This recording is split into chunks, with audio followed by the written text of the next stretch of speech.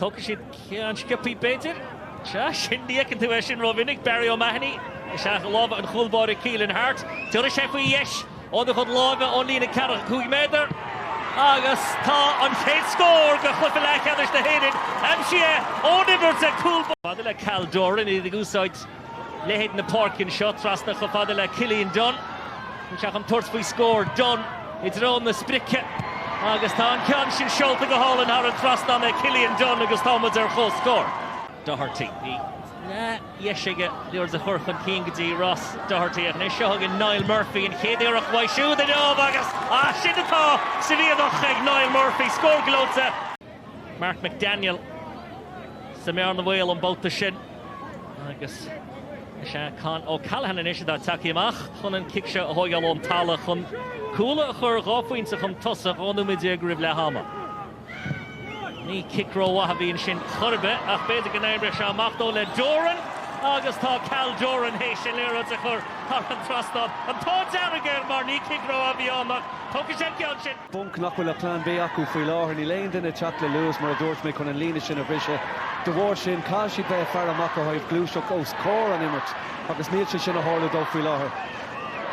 David O'Dowd is seach go dtí Niall O'Callaghan nach bhfuil Fógraí ro vinnig kam sa glufa ach sin in de búna atá ag Niall O'Callaghan i chéad deis a glufa ach an chéad ceann grúta ag ó Coffey Byrne agus fechar Michael Fitzsimons go húdarásach ag dulchan cín agus in is seans ag Doran agus tá am darna pointe don clufa fáte ag Cal Doran where Danny Conroy ach Cal Doran le pass an Cliath amach agus an spás oscail sa suas an seo an is na chúla agus déach deis má scóra le bheith acu an seo le Charlie McMorrow neart imróí a takeú leis. Tras na park agus í David O'Dowd. Tóra David O'Dowd faoi the postí sin go hálan ar fad.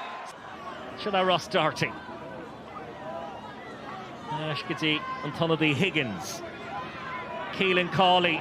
Cúig bliana dé caite ag Cawley ag immers le Sligeach. Sin a Higgins. Díanach a sis in action. Agus sin scóíontach fáte ag Higgins. Díanach takeí seach mar runadí. The hurt suas go parka chun an scór aimsiú with him to McDaniel.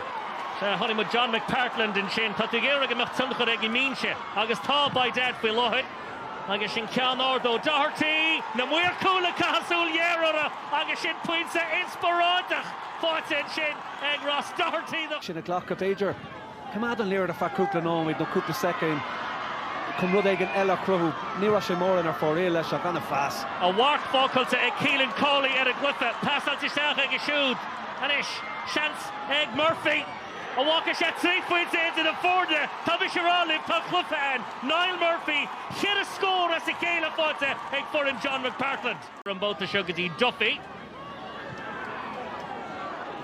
Conroy. Niall O'Callaghan, Desh score all egg Niall O'Callaghan. Agus Toshishin, Fultiga Patianta, egg Niall O'Callaghan. Agus score for Yetta, he's 3 in the middle. Pass an Cliath a bhada le Con O'Callaghan a bhí á Spóintín bhí sé ar thorn de líróide seogan Con O'Callaghan ruthór láide údarásach agus tá líróid seolta ar an trasnám ag Con O'Callaghan agus beidir gur bin bula marfach na muice. An scórdúnach an seo cúla náid a 14 Cúil Irra an Leathros a náid a 9. Se agus tá